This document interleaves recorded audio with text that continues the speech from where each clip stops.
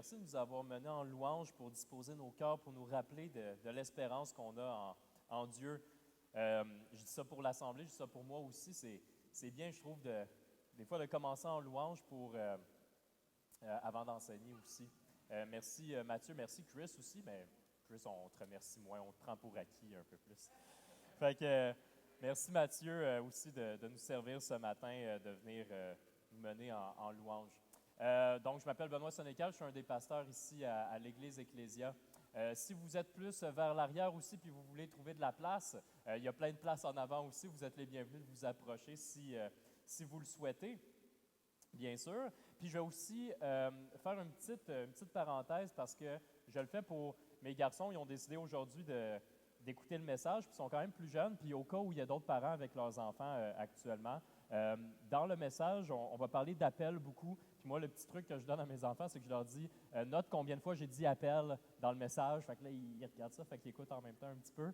Puis je leur demande s'il y a des affaires que vous n'avez pas bien compris, de venir me le dire aussi vers la fin. Donc, ça s'applique à tous. C'est juste un petit truc, en tout cas, de papa que je fais avec mes enfants. Mais vous êtes les bienvenus aussi de le faire avec vos enfants si vous le voulez. Donc, si vous étiez absent la semaine dernière, on a commencé une nouvelle série d'enseignements dans l'Évangile de Luc. David a fait l'introduction la semaine dernière et là, on commence dans le texte. On commence avec Luc 1 aujourd'hui. Deux thématiques majeures, en fait, dans l'Évangile de Luc, c'est la notion d'universalité du message de l'Évangile. L'Évangile pour tous les peuples, pour les hommes, les femmes, les riches, les pauvres, les malades et les personnes en santé, pour tout le monde. Ça, c'est une des notions principales. L'autre notion qu'on voyait aussi, qu'on avait à cœur, qu'on lisait et qu'on préparait cette série, c'est la notion d'appel. Un appel général pour le peuple de Dieu, un appel précis aussi dans nos vies pour chacun d'entre nous. Et on va voir aujourd'hui un appel précis chez en fait, Marie et chez les parents aussi de Jean-Baptiste, Élisabeth et Zacharie. Ce que je vous encourage aussi de faire au cours des prochaines semaines, c'est que l'Évangile de Luc, c'est un évangile qui a 24 chapitres et c'est un long évangile. Et en réalité, nous, on va faire les 8 premiers chapitres au cours des prochaines semaines. Donc, je vous encourage, si vous voulez lire dans votre temps d'études personnelles l'Évangile de Luc en même temps que nous, je vous encourage à le faire. Des fois, peut-être vous êtes nouveau aussi, puis on regarde la Bible, il y a 66 livres dans la Bible, puis on est comme, je commence où? Là, tu dis, je vais commencer par Genèse, c'est comme un livre, fait que je vais commencer du début, puis là, à un moment donné, on arrive des fois dans Lévitique, puis là, on est comme, ouais, je suis comme, il me semble que j'ai perdu le fil un peu, ça peut arriver. Je vous encourage, si actuellement vous vous demandez, bien là, par où commencer? Vous pouvez lire avec nous l'Évangile de Luc. L'Évangile de Luc qui a été écrit comme une genre de commande, en fait, par un homme qui s'appelait Théophile. On le voit au début de l'Évangile de Luc, on le voit aussi au début du livre des Actes, que Luc écrit pour Théophile. Et en fait, c'est probablement quelqu'un qui avait demandé à Luc d'écrire ceci pour atteindre, c'est écrit en grec, pour atteindre les peuples non-juifs, donc pour rendre ça disponible le plus possible à plus de gens possible, pour dire qu'est-ce que Jésus avait fait sur terre, c'était quoi son ministère. Donc, en réalité, quand on voit l'Évangile de Luc, bien, le livre des Actes, c'est vraiment tout de suite après, ça a aussi été écrit par Luc. Donc, on peut même lire l'Évangile de Luc et ensuite lire Actes. Plus précisément aujourd'hui, ce qu'on va regarder, Jude, si tu veux passer à la prochaine diapositive, c'est qu'on va regarder qu'on voit Jésus et Jean-Baptiste, deux grossesses qui sont liées. En fait, pour les 3 prochaines semaines, vous allez voir que les 3 premiers chapitres de l'Évangile de Luc, c'est vraiment comme une section de l'Évangile de Luc. Je vous encourage à la lire, celle-là, parce que la semaine prochaine et l'autre semaine d'après, on va aussi parler justement dans les 3 premiers chapitres et vous allez voir à quel point c'est riche, à quel point on peut voir plein de parallèles entre la vie de Jésus et entre la vie du prophète qui l'annonçait aussi, Jean-Baptiste. Donc, moi, en tout cas, j'ai été grandement béni de tous les différents liens qu'on peut faire. On peut faire des liens aussi parce que vous allez voir aujourd'hui à quel point c'est merveilleux de voir le plan de Dieu qui se concrétise avec la venue, avec Jésus qui, à ce moment-là, est dans le ventre de sa mère Marie. On peut voir aussi que ça a été annoncé par les prophètes tout au long de l'Ancien Testament de façon très claire.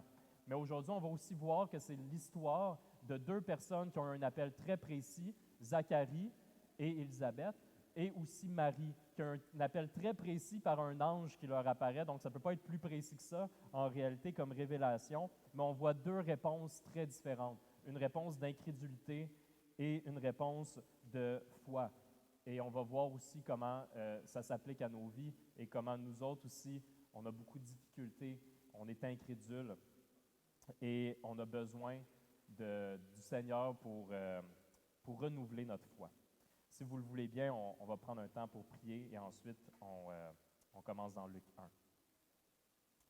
Seigneur, je te remercie pour cette magnifique journée, pour ce sentiment de légèreté que j'ai dans mon cœur actuellement pour pouvoir proclamer ta parole, pouvoir chanter, pouvoir te louer.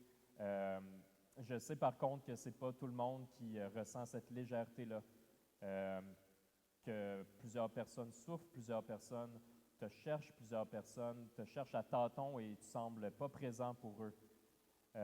Qu'on cherche ton appel, qu'on ne sait pas qu'est-ce que tu veux pour nous dans nos vies. Seigneur, je te prie pour que tu puisses éclairer nos cœurs et que ce matin, on puisse lire ta parole, mais que tu puisses aussi nous aider à nous éclairer dans nos vies et à considérer avec sérieux les appels que tu as pour nos vies, de ne pas les jeter du revers de la main, les prendre au sérieux et de se rappeler qu'on est fait pour te célébrer, pour te rendre gloire premièrement. Merci Seigneur de ce temps que nous passons ensemble pour ta gloire. Au nom de ton Fils Jésus. Amen. Si vous voulez suivre avec moi, mais vous allez voir que souvent le texte va être écrit aussi en avant, mais nous sommes dans Luc 1 et à partir du verset 5, donc on va couvrir le verset 5 jusqu'au verset 56 aujourd'hui. Commençons avec Luc 1, verset 5. Donc, on peut voir dans le début en fait du texte, après la courte introduction, on va voir le contexte. Donc, ça nous dit, on peut passer à Jude si tu veux la prochaine diapositive.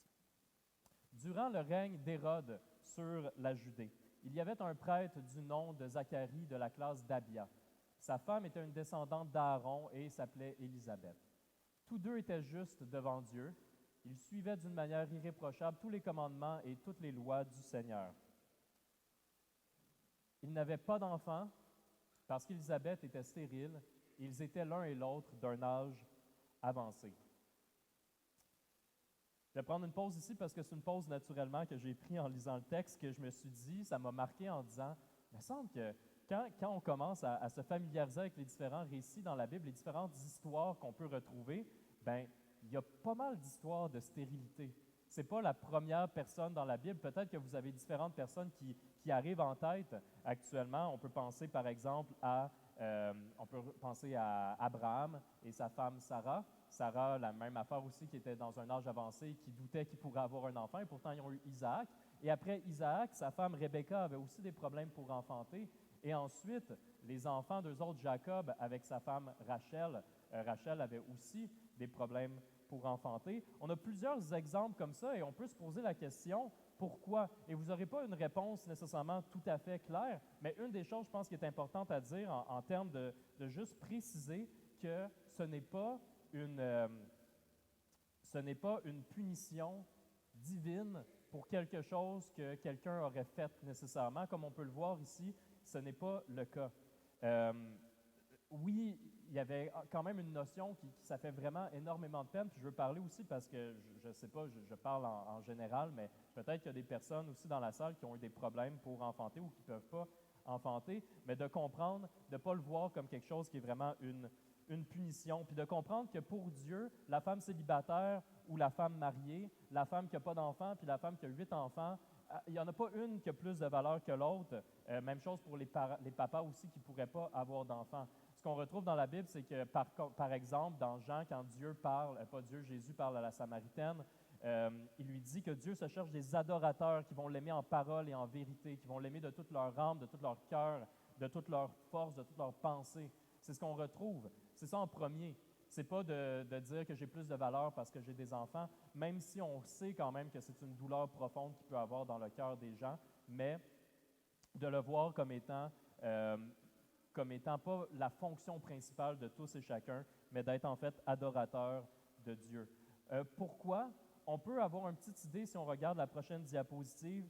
Quand l'ange Gabriel, vous allez voir un peu plus loin, va parler à Marie et va lui annoncer qu'elle est enceinte, Lorsqu'il annonce ça, voici ce qu'il dit.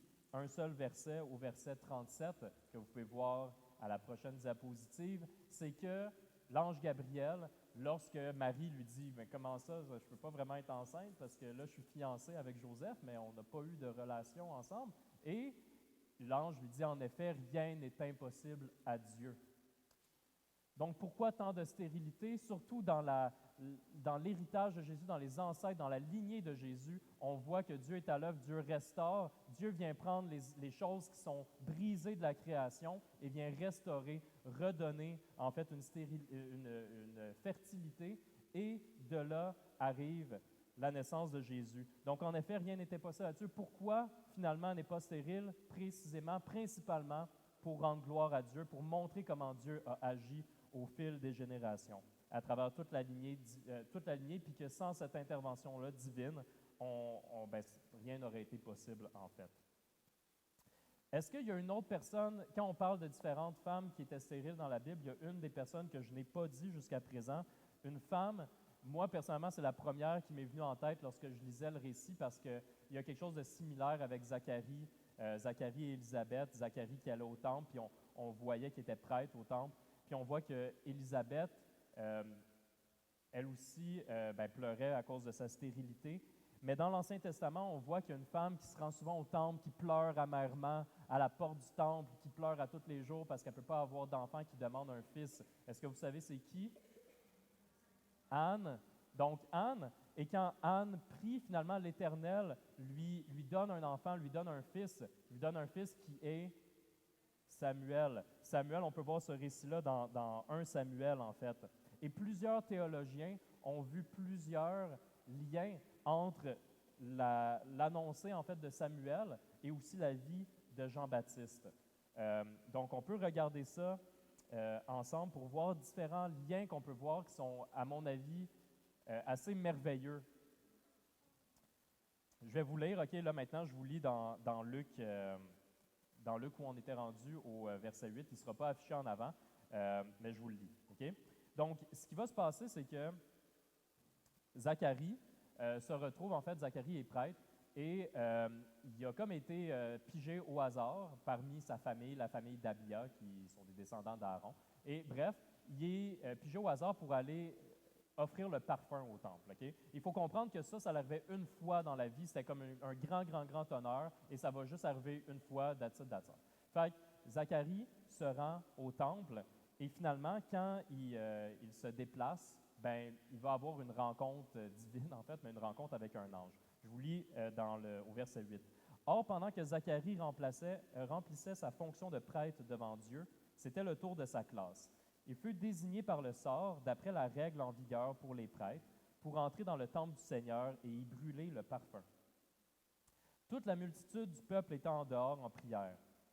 À l'heure de l'offrande du parfum, alors un ange du Seigneur apparut à Zacharie et se tint debout à droite de l'autel des parfums. Zacharie fut troublé en le voyant, et la peur s'empara de lui.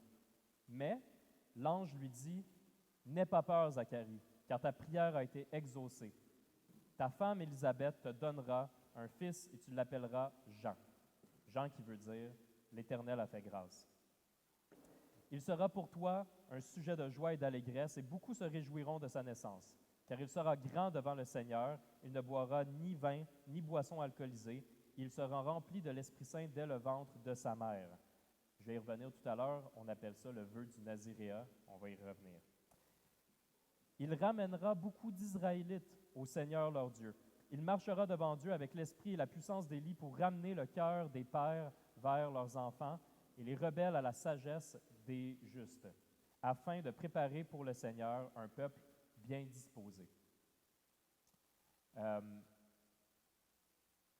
Donc, par rapport au vœu du Naziréa, c'est une des choses qu'on peut voir, okay? C'est que le vœu du Naziréa, on peut le retrouver à quelques endroits dans la Bible, exemple avec Samson. Samson qui ne se coupait pas les cheveux, puis il n'allait pas manger, il n'allait pas comme boire, etc.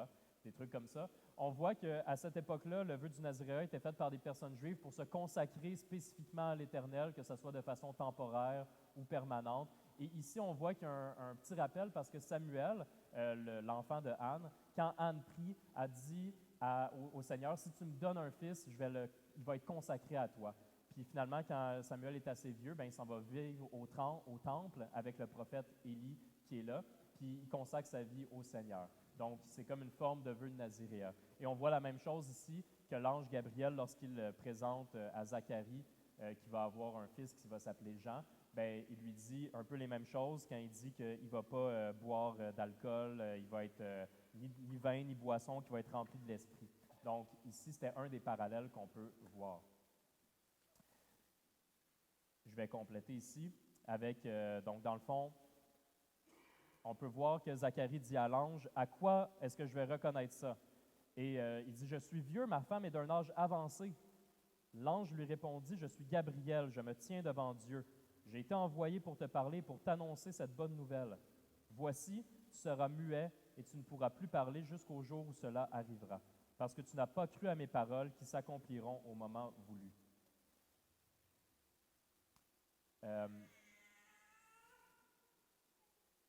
On peut aller à la prochaine aussi, je crois. Puis,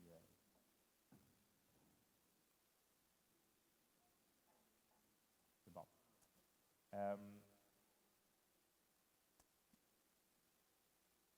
Il y a un des points, juste pour vous dire, quand l'ange Gabriel il parlait, puis qu'il lui dit que Zacharie va être béni parce que son fils va marcher devant Dieu avec l'esprit, la puissance d'Élie pour ramener le cœur des pères vers leurs enfants et les rebelles à la sagesse des justes. Il faut comprendre qu'à ce moment-là, ça faisait 400 ans dans l'histoire qu'il n'y avait pas eu vraiment de révélation prophétique. 400 ans, ça veut dire que ça remonte à 1600 pour nous autres, OK? 400 ans de silence. Et dans le dernier livre qu'on voit dans l'Ancien Testament, qui est le livre de Malachie, le dernier prophète qu'on a dans l'Ancien Testament, ça se termine avec cette idée qu'il va y avoir Élie qui va arriver et qui va préparer l'arrivée du Messie. Puis là, peut-être que tu te dis, ouais, mais là, ils se sont trompés là, parce que c'était pas Élie, finalement, c'était Jean-Baptiste qui était là. Effectivement, on peut voir que même Jean-Baptiste n'était pas sûr parce que quand il va commencer son ministère, il y a plusieurs personnes qui vont dire, est-ce que tu es le Élie qui était annoncé? Et on ne parle pas ici c'est pas une réincarnation. Mais même Jean-Baptiste, il disait, non, c'est pas moi, Élie. Mais plus tard, Jésus, il va affirmer, oui, Jean-Baptiste, c'était le Élie qui était annoncé à la fin dans Malachie. C'était celui, Jean-Baptiste, qui allait venir préparer l'arrivée de moi, l'arrivée de Jésus en ce cas-ci, l'arrivée du Messie. Pourquoi des parallèles avec Élie? Élie, il y avait un ministère qui était similaire à Jean-Baptiste. Des fois, on va voir des trucs similaires dans le fait qu'il allait prêcher la repentance avec autorité, qui sont habillés un peu pareil, qui confrontent les autorités de ce monde, qui confrontent la royauté. Donc, il y a plusieurs parallèles entre les deux. Et Jean-Baptiste était cette personne qui est annoncée, dans le fond, à la fin de Malachie. Donc, l'ange Gabriel vient dire à Zacharie, c'est ça, ton fils va être la réponse à cette promesse-là, cette prophétie-là qui date d'il y a 400 ans. Et sur le coup, Zacharie, qu'est-ce qu'il a comme réponse? C'est qu'il va dire, ben ça se peut pas, c'est impossible, je suis vieux, ma femme est aussi d'un âge avancé, on ne pourra pas avoir des enfants. Et automatiquement, l'ange lui répond, quoi? Il dit, je suis Gabriel, je me tiens devant Dieu. J'ai été envoyé, il est venu donner ce message-là au nom de Dieu à Zacharie. Et là, ça dit que Zacharie, à cause de sa réponse d'incrédulité, est muet, devient muet. On va voir la semaine prochaine aussi, je pense que c'est JF, Jean-François, qui va l'enseigner, mais il ne demeure pas muet. Vous allez voir à quel moment il ne reste pas muet. Mais je crois que sans dire du un pour un, on n'est pas Zacharie, on n'a pas le même rôle dans le plan de Dieu que Zacharie, okay? Mais on peut quand même retenir certaines choses par rapport à son incrédulité. Premièrement, ça faisait des années qu'il était stérile. Okay? Fait que quand il apprend que finalement sa femme va être enceinte, ben, il répond avec une incrédulité. Puis, des fois, on demande des choses, puis en plus, on sait que Gabriel, il lui dit c'est une réponse à sa prière. Donc, lui et Élisabeth et sa femme prient régulièrement pour avoir des enfants, et au moment où ils se font dire, Zacharie se fait dire, tu vas avoir un enfant, qu'est-ce qui monte en premier? C'est le doute. Et nous, quand on prie, je pense, en tout cas moi, je sais que c'est comme ça, quand je prie souvent, ben des fois, on va douter que ça va se passer. Puis quand ça se passe, quand on a une bénédiction, on va soit même pas se rappeler qu'on a prié pour ça, ou on va le rationaliser. Moi, je suis un bon rationalisateur. Tu sais, on aurait pu se dire comme, ah, OK, ben c'est impossible, mais là, finalement, c'était peut-être possible. Là, tu sais, c'était peut-être pas Dieu qui a fait ça, c'était peut-être juste le fruit du hasard ou quelque chose comme ça. Puis là, finalement, ben c'est correct, puis ça fonctionne. Puis peut-être que les gens dans l'entourage aussi de Zacharie puis Élisabeth se sont dit des choses similaires. Ils ont vu vivre pendant des années qu'ils n'étaient pas capables d'avoir des enfants, puis au moment qu'ils ont été capables d'avoir des enfants, il y en a probablement plusieurs qui disaient, ah, ben finalement, il était capable. Hein? Mais non, on voit ici que c'est Dieu qui a restauré ce qui aurait été impossible. Et c'est important, même dans nos doutes, de se rappeler que la grâce de Dieu surabonde et plus grande que nos doutes. Je pense que ça devient un problème quand nos vies sont motivées par nos doutes, quand on a peur, qu'on est motivé, qu'on est comme « Ah non, ça se peut pas, ça, on ne pourra pas. Ah, je ressens cet appel-là, mais il y a ça, mais il y a ça, mais je ne serai pas capable. » Donc, c'est un peu la même affaire, de se rappeler que ce qui devrait nous motiver, ce qui devrait nous permettre d'avancer, ce n'est pas par la crainte, pas par le doute, mais c'est par l'espérance en les promesses de notre Sauveur.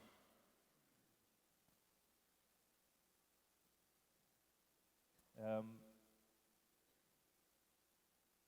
vais continuer. Cependant, le peuple attendait Zacharie et s'étonnait qu'il s'attarde si longtemps dans le temple. Quand il sortit, il ne pouvait pas leur parler, ils comprirent qu'il avait eu une vision dans le temple. Il s'exprimait par signes et il resta muet. Lorsque ses jours de service furent terminés, il rentra chez lui. Quelque temps après, sa femme Élisabeth fut enceinte. Elle se cacha pendant 5 mois, disant, « C'est l'œuvre que le Seigneur a faite quand il a porté le regard sur moi pour enlever ce qui faisait ma honte parmi les hommes. » Donc, on peut comprendre que lorsque Zacharie est retourné chez lui après son service, ben, sa femme Anne est tombée enceinte. Ce n'est pas une immaculée conception, comme on va le voir bientôt dans le cas de Marie. Mais encore une fois, ça rend complètement gloire à Dieu. Donc, dans les parallèles, quand je vous parlais du vœu de Naziréa, moi, la chose qui m'a vraiment marqué, c'est que Samuel, la chose la plus importante qu'il a faite, en fait, dans la mission de Dieu, c'est que Samuel, c'est la personne qui a oint, donc qui a mis de l'huile sur le front du roi David. C'est le prophète qui a appelé, dans le fond, qui a dit Dieu avait choisi le roi David, puis c'est lui qui l'a oint et qui l'a annoncé à tout le peuple d'Israël. Et juste avant ça, avant 1 Samuel, c'est juge. Les gens, pendant longtemps, se cherchent un roi, il n'y a pas de roi. Et finalement, ça aboutit au prophète Samuel qui va dire, voici le roi que Dieu a choisi, le roi David. Et de cette manière-là, on voit que Samuel préparait l'arrivée de David, mais que Jean-Baptiste prépare l'arrivée du roi des rois, de notre Sauveur Jésus-Christ. C'est un parallèle incroyable, je pense, entre ces deux histoires. Quand on regarde ensuite que l'ange apparaît par la suite à Samuel, pas à Samuel, à Marie, l'ange lui dit, « N'aie pas peur, Marie, car tu as trouvé grâce auprès de Dieu. Voici que tu seras enceinte. Tu mettras au monde un fils et tu lui donneras le nom de Jésus. Il sera grand et sera appelé fils du Très-Haut. Et le Seigneur Dieu lui donnera le trône de David, son ancêtre. Il régnera sur la famille de Jacob éternellement. Son règne n'aura pas de fin. »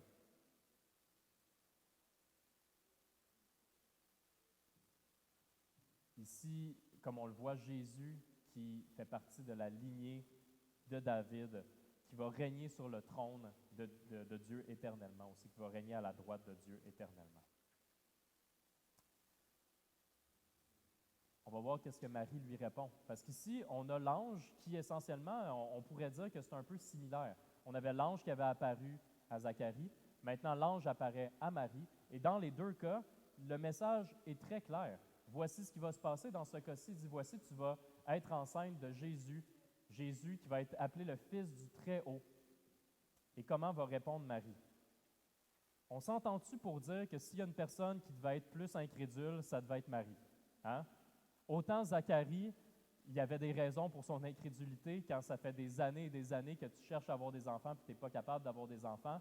Mais quand on parle de Marie, qui est fiancée avec Joseph, puis qui dit ouais, c'est parce que ça ne fonctionne pas parce que j'ai pas eu de relation avec Joseph. Mais quelle est la réponse première qu'il va y avoir de Marie? On la lit au verset 34. Marie va répondre, Joe, tu peux passer à la prochaine. Marie dit à l'ange, « comment cela se fera-t-il puisque je n'ai pas eu de relation avec un homme? L'ange lui répondit, le Saint-Esprit viendra sur toi et la puissance du Très-Haut te couvrira de son ombre. C'est pourquoi le saint enfant qui naîtra sera appelé Fils de Dieu. Voici qu'Élisabeth, ta parente, est elle aussi devenue enceinte d'un fils dans sa vieillesse. Celle que l'on appelait la stérile est dans son 6e mois de grossesse. En effet, rien n'est impossible à Dieu. Actuellement, j'ai le privilège de pouvoir partager un peu ma foi avec mes élèves de secondaire 5, plus précisément. Là, je dis ça, je trouve ça drôle aussi parce que j'ai un élève actuellement qui est là, mais il est en secondaire 1. Puis peut-être qu'il se dit pourquoi j'en parle pas plus ouvertement en secondaire 1, mais en secondaire 5, ils ont 16-17 ans. Puis là, souvent, ils veulent le savoir, puis je me dis qu'ils sont rendus à l'âge que je m'infiltre moins un peu dans ce qui est par rapport à leurs parents, qu'est-ce qu'ils veulent dire, etc. Fait que généralement, je dis, je suis pasteur, et ça s'y tient là, mais en secondaire 5, puis je leur dis, si vous avez des questions, venez me voir, mais en secondaire 5, ils veulent creuser plus loin, puis ils me posent des questions. Puis ils sont comme, ah ouais, vous êtes pasteur, puis là, des fois, ils ont plein d'affaires, puis j'aime vraiment ça, travailler avec des adolescents, parce qu'ils n'ont pas de filtre. Des fois, je pense qu'il y a des gens, dans le fond, qui ont comme plein d'affaires dans leur tête, puis qui se disent, ah là, ça n'a vraiment pas rapport à ce que les chrétiens y pensent, mais ils ne veulent pas nous le dire. Fait qu'on ne peut pas vraiment comme pouvoir partager notre espérance qu'on a en Dieu, parce qu'ils disent, ah ben, OK, ça c'est leur choix, mais ils nous trouvent niaiseux dans leur tête, OK? Mais moi, j'en ai des élèves qui me le disaient presque en pleine face, qui trouvaient ça niaiseux. Puis ça, l'Immaculée Conception, ben, j'en ai une élève qui m'a dit, fait que vous croyez à ça? Là, tu es là devant tes 35 élèves. Vous croyez à ça? Marie est tombée enceinte? Comme ça? C'est Dieu qui l'a mis enceinte? J'ai dit, oui, je crois à ça. On croit à ça. On croit que la Bible enseigne ça. On croit que la Bible est claire, qu'il n'y a pas vraiment comme de doute sur l'interprétation du passage. Mais j'ai dit, si quelqu'un arrivait demain matin et qui me disait, je ne sais pas qu'est-ce qui s'est passé, mais là, je me suis levé un matin et je suis enceinte, ben, je dirais, moi, je ne suis pas sûr. Hein? Non, je ne suis pas sûr que ça fonctionne comme ça. Mais ça m'a permis de leur expliquer que même si je suis un professeur de sciences, je pense que Dieu a créé la nature, a créé la création qui est au-delà des règles de la science. Que quand il fait des exceptions, c'est justement pour voir qu'il y a le contrôle sur ces choses-là. Que je ne pense pas que tout le monde ressuscite dans la vie. Je ne pense pas que c'est facile de changer de l'eau en vin. Que c'est toutes des choses qui sont des miracles. Parce que la raison pour laquelle Jésus les faisait, c'est pour démontrer qu'il était l'enfant de Dieu, qu'il était le Fils de Dieu et qu'il avait le contrôle sur ces choses, qui pouvait restaurer la création. Donc, par l'Immaculée Conception, oui, on y croit, puis on y croit parce que la parole l'enseigne, mais aussi parce que théologiquement, c'est quand même important, parce qu'on comprend que parce que Dieu arrive et est le Père de Jésus, il vient briser la malédiction qui continue de fil en fil, de génération, d'homme en homme à partir d'Adam, qui vient briser ça, qui fait que Jésus, notre Sauveur, est exempt de péché, qui est parfaitement homme, qui est né de sa mère Marie, mais qui est parfaitement Dieu aussi, qu'il ne fait qu'un avec Dieu. Donc, l'Immaculée Conception, c'est important. C'est quelque chose qu'on enseigne ici dans notre assemblée et qui est essentiel, en fait, à notre foi. Dans la réponse de Marie, Marie dit, on peut voir sur la prochaine diapositive, juste pour mettre en emphase qu'est-ce qu'elle lui répond. Après son premier doute initial en disant comment ça marche parce que je ne peux pas comprendre comment je pourrais être enceinte, quand elle reçoit une clarification de l'ange Gabriel, Marie dit, « Je suis la servante du Seigneur, que ta parole s'accomplisse pour moi. » Et l'ange la quitta. Donc, elle accepte complètement par une foi qui est complète, une foi qui est assez exceptionnelle, en sachant que ce n'est pas juste de dire comme, OK, les gens ils vont parler dans mon dos, mais c'est de savoir que aussi, on est à une époque que les conséquences auraient pu être très, très graves. Donc, d'enfanter à l'extérieur du mariage, Marie aurait pu être lapidée, se faire lancer des roches jusqu'à temps qu'elle meure. Je sais que c'est lourd, mais je veux dire, c'était une vraie conséquence réelle qui aurait pu arriver à Marie. Sans compter la conséquence claire qu'il aurait pu avoir dans sa relation avec son fiancé Joseph qu'elle aimait. OK? C'était pas un mariage arrangé qu'elle ne voulait pas trop. Elle aime son fiancé. Ils vont faire, oh, on va se marier bientôt, on va fonder notre famille. Imaginez ça, imaginez ça. vous êtes fiancés, là, vous avez hâte de fonder votre famille, puis là, soudainement, ah, tu vas être enceinte, mais ce n'est pas de lui, puis là, ton premier enfant, ça va être de Dieu. Oh, hey, ça bouleverse quand même. Hein? Puis qu'est-ce que Joseph va penser? On le voit dans un autre évangile que l'ange Gabriel va aussi apparaître à Joseph pour le rassurer puis lui dire qu'il va élever cet enfant-là comme son propre fils et qu'il va lui dire que c'est le fils de Dieu. Mais c'est assez exceptionnel, je pense, de voir cette foi-là. Puis lorsque Marie va aller rencontrer sa proche parente Élisabeth, puis qu'ils vont passer un bon temps de leur grossesse ensemble, quand Élisabeth va apprendre que Marie porte le Seigneur Jésus en elle, Élisabeth dit « Heureuse celle qui a cru, parce que ce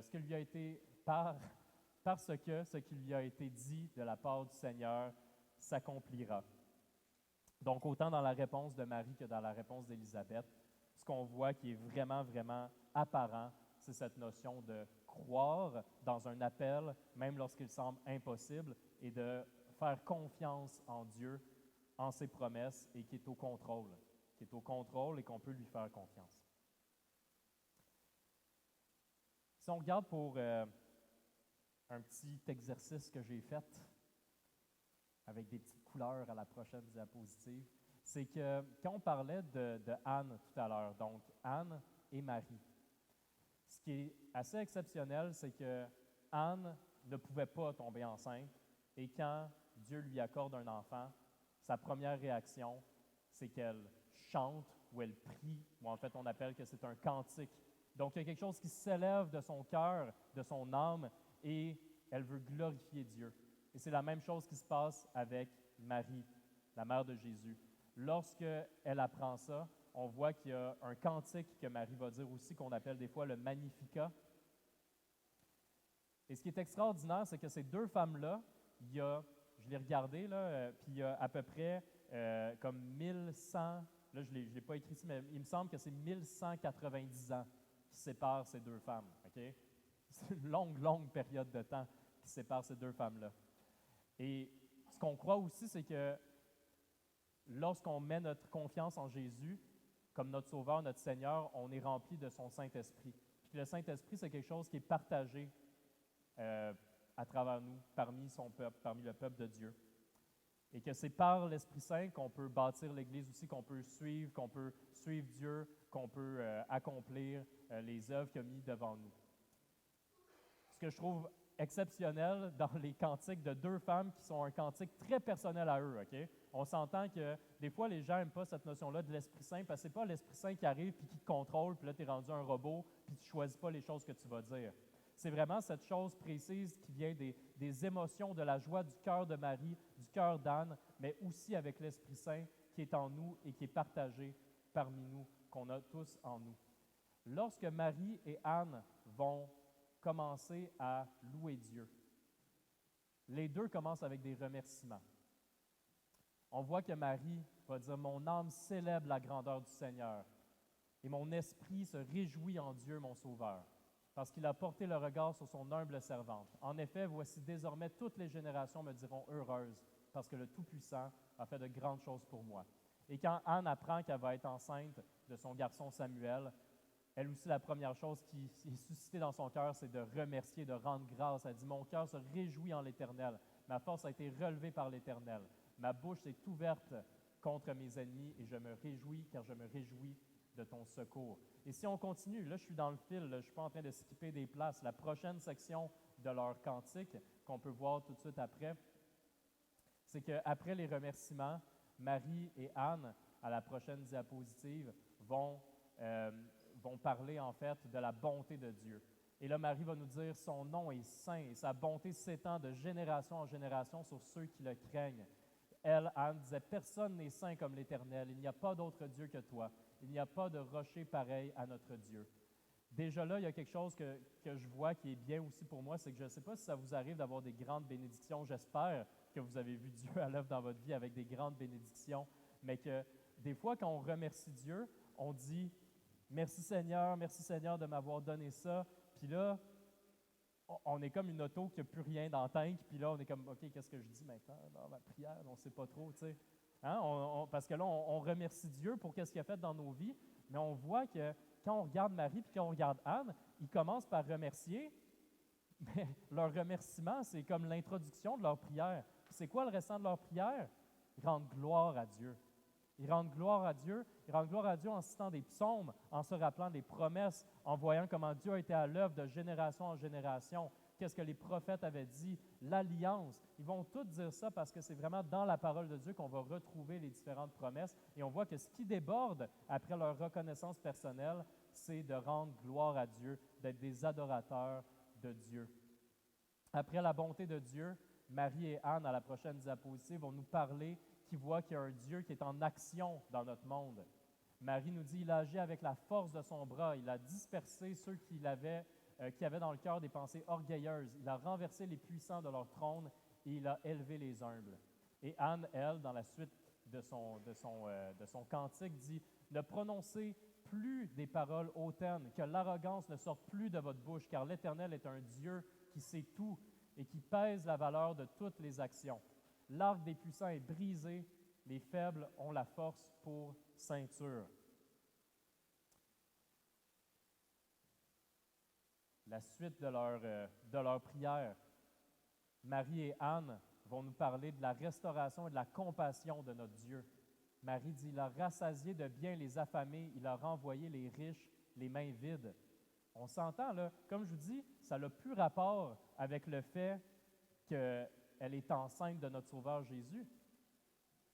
Elle est en train de remercier Dieu parce qu'il fait ça, Dieu. Il fait ça, notre Dieu. Il a rassasié de bien les affamés, il a renvoyé les riches les mains vides. Puis Anne dit, ceux qui étaient rassasiés se louent pour du pain, et ceux qui étaient affamés se reposent. Même la stérile accouche 7 fois, et celle qui avait beaucoup d'enfants devient flétrie. Il y a comme une notion d'inversion aussi qu'on va voir aussi dans l'Évangile, que tout est restauré, mais tout est inversé aussi. On va le voir plus en détail quand on va regarder l'Évangile de Luc, entre autres. Et pour finir avec leur conclusion de ces deux femmes, là, vous allez voir que j'ai skippé un bout avec Anne, mais ça, c'est la conclusion de leur prière. Marie conclut en disant, « Il a secouru Israël, son serviteur, et il s'est souvenu de sa bonté. » Donc, il se rappelle de l'alliance, il s'est souvenu de sa bonté, c'est dans les psaumes, comme il l'avait dit à nos ancêtres, en faveur d'Abraham et de sa descendance pour toujours. Et Anne, ça ne va pas se ressembler, si vous êtes comme, c'est vrai que ça se ressemblait tout le long, ça ne va pas se ressembler autant ici, mais moi, je trouve qu'il y a quelque chose de merveilleux dans la conclusion d'Anne, dans une réalisation prophétique que Anne ne savait pas qu'il était en train de dire parce que c'est l'Esprit qui suscitait ça en elle. Mais Anne conclut en disant, « Les ennemis de l'Éternel trembleront du haut du ciel et ils feront gronder son tonnerre contre eux. L'Éternel jugera les extrémités de la terre, il donnera la puissance à leur roi et il relèvera la force de celui qu'il a désigné par onction. » Il donnera la puissance à son roi et il relèvera la force de celui qu'il a désigné par onction. Le fils d'Anne, Samuel, va être la personne qui va oindre par onction le roi David. Elle ne le sait pas, OK? Il n'y a personne qui y a dit. Mais en plus de ça, il donnera la puissance à son roi, il relèvera la force de celui qu'il a désigné par onction en parlant de Dieu. À mon avis, c'est difficile de ne pas y voir notre Sauveur Jésus. De voir que Anne, en parlant de cette prière-là qui émanait de elle, on peut lire cette partie-là et faire, ben oui, clairement, elle est en train de parler de Jésus des milliers d'années avant que Jésus naisse sur terre ici, comme homme, comme être humain qui a partagé notre condition.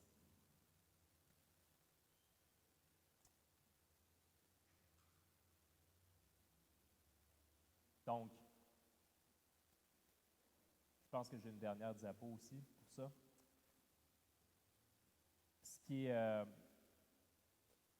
qui m'a marqué, en fait, c'est qu'on voit qu'ici, il y a cette idée que la raison, c'est quoi? Des fois, tu demandes à quelqu'un pourquoi les hommes et les femmes ont été créés. C'est quoi notre but dans la vie?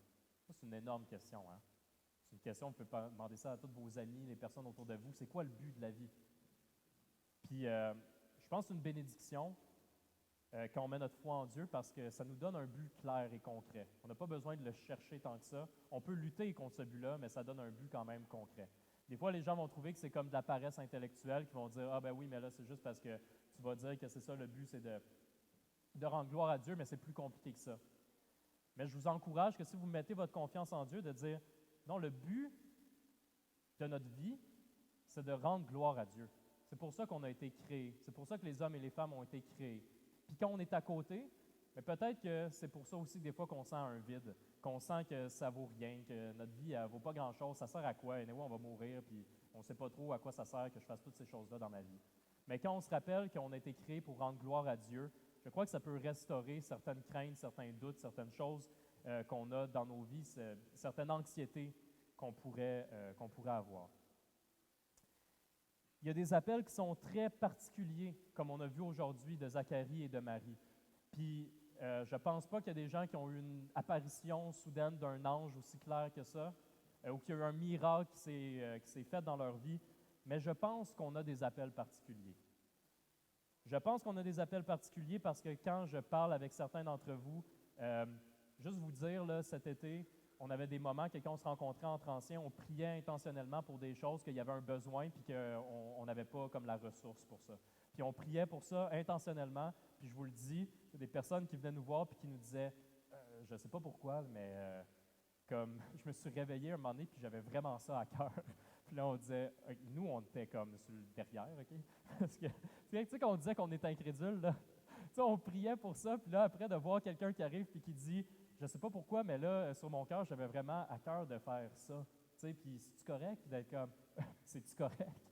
Ben oui, non seulement on a prié pour ça, pour que ça l'arrive, mais en plus, même si on n'avait pas prié pour ça, ben oui, c'est correct que tu aies ça à cœur. C'est un appel particulier pour toi, puis je t'encourage, si tu as cet appel particulier, qui ne s'en va pas. Des fois, il y a des affaires qu'on se dit comme, moi, mettons, Mathieu, là, il jouait du piano, puis moi, j'ai joué du piano un petit peu dans la vie, puis des fois, je me dis, j'aimerais ça me remettre au piano, puis là, tu sais, quand il y a quelqu'un qui joue du piano puis qui chante, je me dis, ouais, j'aimerais ça faire ça, puis là, ça part vite, tu sais.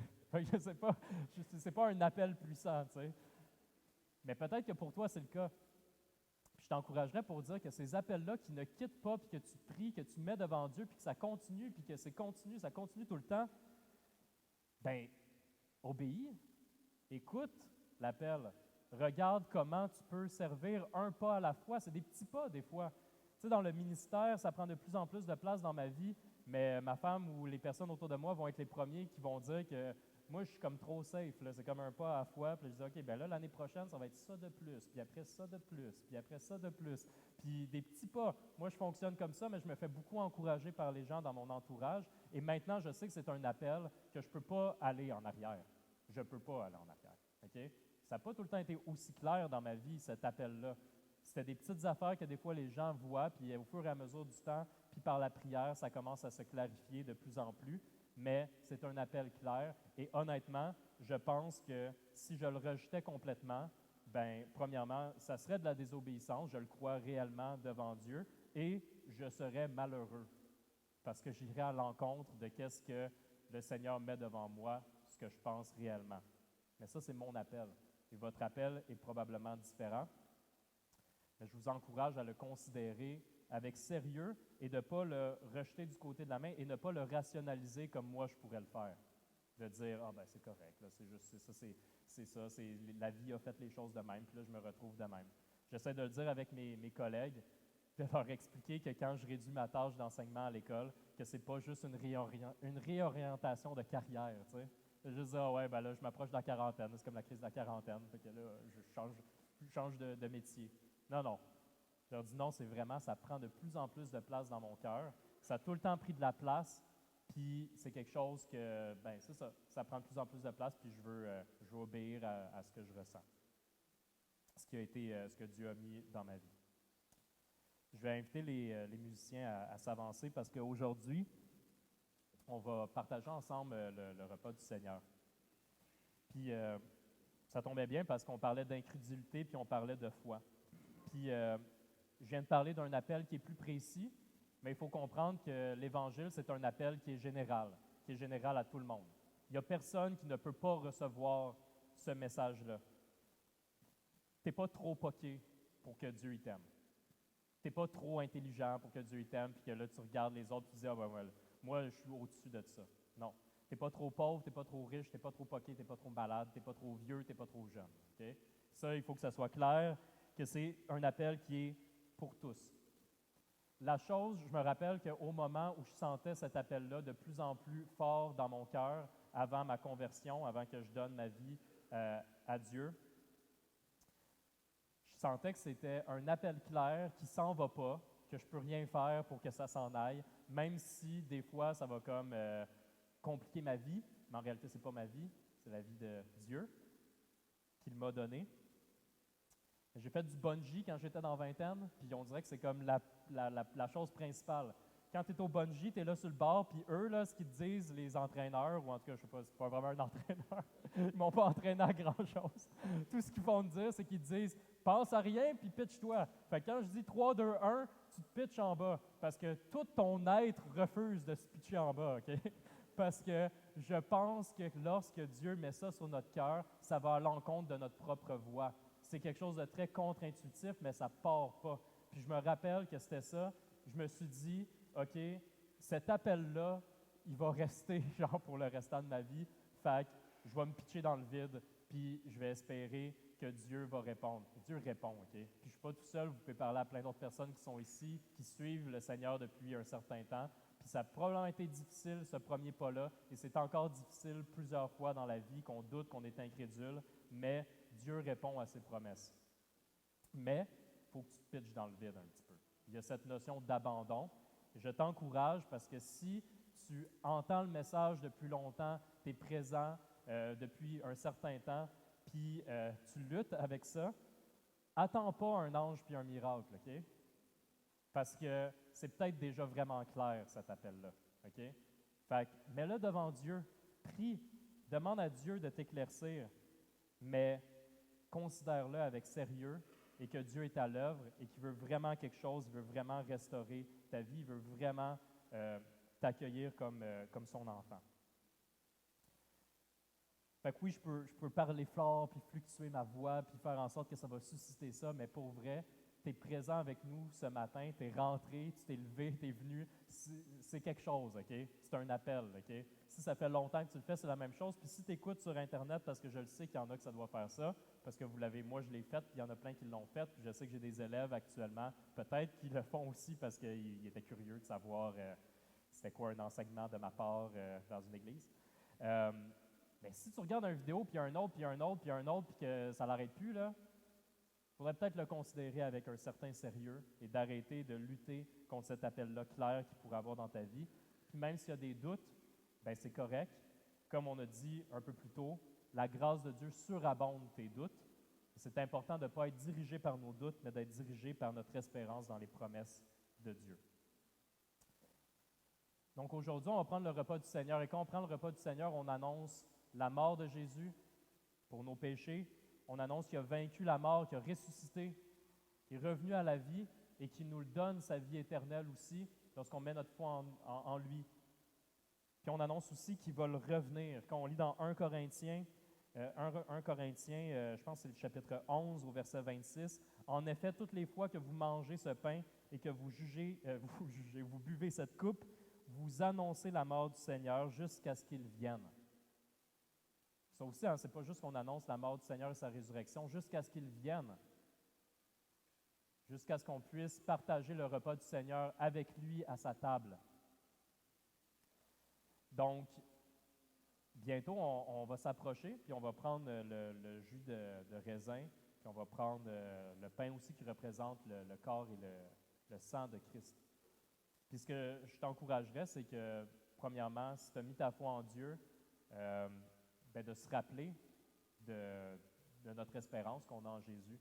Et si tu te sentais très visé par la notion de lutter contre un appel précis, puis de dire, ouais, je pense que là, il faudrait que je fasse un pas de foi, ce que je t'encouragerais de faire, c'est, en ce moment, lorsqu'on va prendre le repas du Seigneur, c'est d'être à ta place, puis de prier, puis tout de suite demander à Dieu d'éclaircir ton cœur. Et si tu as des doutes, puis que c'est des doutes normaux, ben garde-les pas pour toi, puis demande à quelqu'un de confiance à qui tu peux parler. Ça peut être quelqu'un dans la salle aussi, quelqu'un qui t'a invité peut-être. Puis s'il n'y a personne puis que tu es venu tout seul, bien, ça va me faire plaisir de pouvoir te parler. Je dîne ici après. Il y a David, il y a plein d'autres personnes. Il y a JF, il y a Chris, il y a plein d'autres personnes qui sont là, puis plein d'autres personnes dans l'Assemblée qui peuvent répondre à tes questions et à tes doutes. Donc, je t'encourage de les partager. et qu'on puisse prier avec toi aussi.